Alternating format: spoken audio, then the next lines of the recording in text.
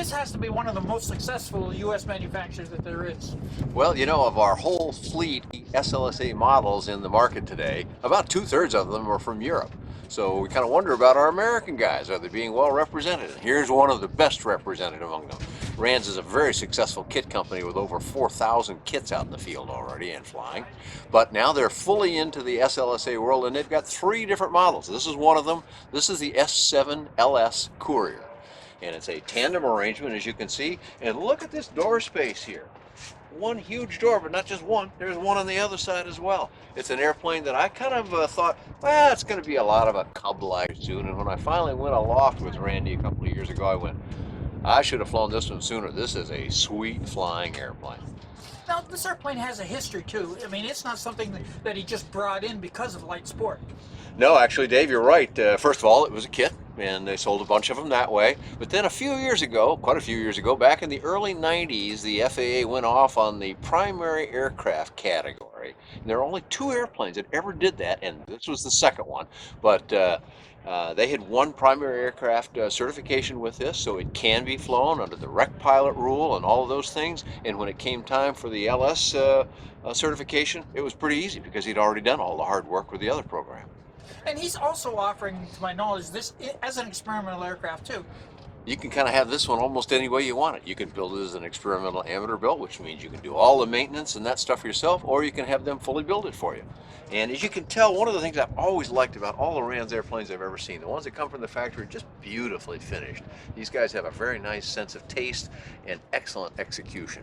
Now, Dan, this has got to make a great float plane, the way that these doors open up on both sides. Boy, talk about your flow-through ventilation here, huh? And yes, when this airplane gets put on floats, which you can easily do, one of the nice things about that is you got to be able to get out of a float plane on either side if you're going to dock it.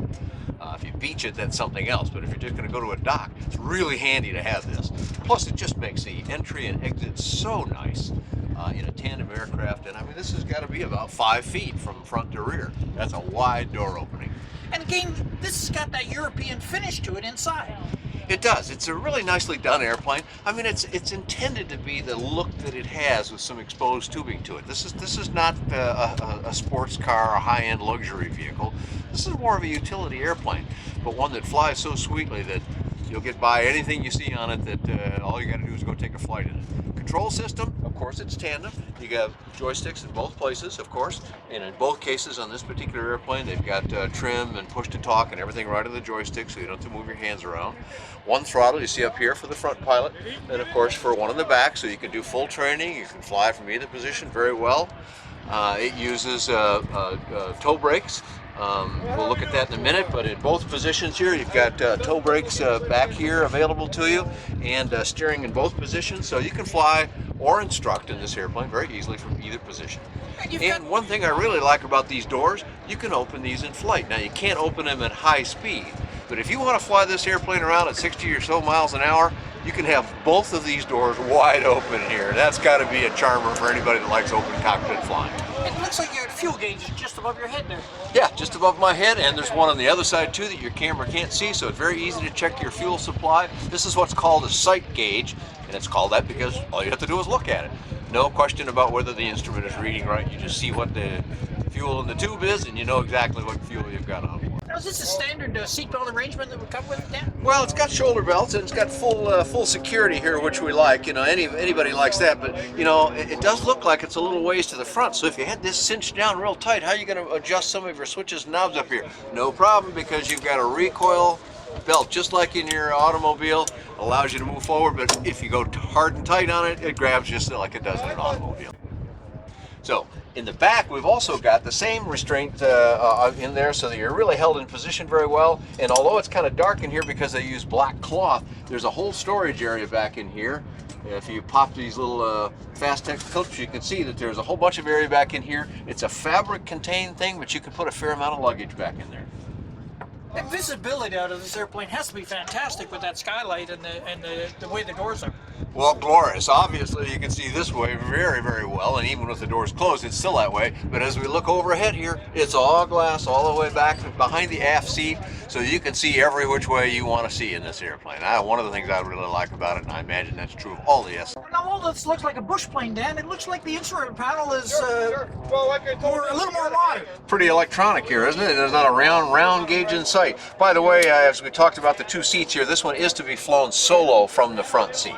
And when you're in the front seat, you've got the complement up here that you want. Now, of course, they're using the very common Dynon avionics instrument, which is, we don't have lit up today, but we'll show you both flight instruments and engine instruments. So you've got pretty much everything you need right here, with a Garmin 396 over here to give you your navigation and your radio stacked right in front of you. But all of that while still allowing lots of leg room in here. You're not going to be banging your knees against the panel in this airplane. And it's got toe brakes on it too?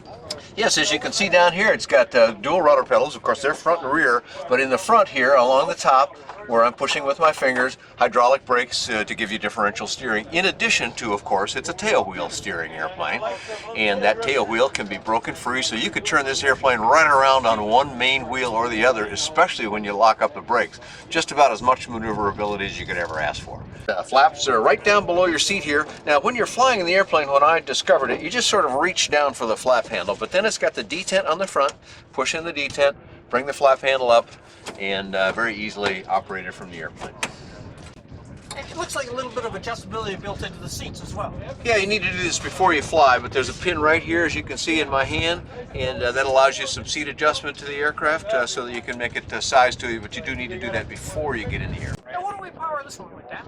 Well, this one also uses the Rotax 912. RANS company has been using the Rotax engines for a long time, got a lot of experience with them, but I kind of want to draw your attention to this fact here again. Very nicely made sticker here, made in the USA, and this company has been around since 1983. That's a long time, and that's why they've got so much success in the marketplace. This is one of our largest kit builders in the United States, and now making a lot of airplanes for the fully built crowd. And this one here, we won't talk about an exact price, but it's got one of the better prices in the whole LSA fleet, made right here in the United States. And what kind of performance are we getting out of it? With this one here, it's more of a utility airplane. It's not meant to be a high-speed cruiser, but it'll cruise all day long, 75% powered, about 110 miles an hour. So you can get around the country very nicely in this too, and have a lot of fun doing it. And if we want to get more information, where would we go? The company website is RANS.com. That's RANS.com.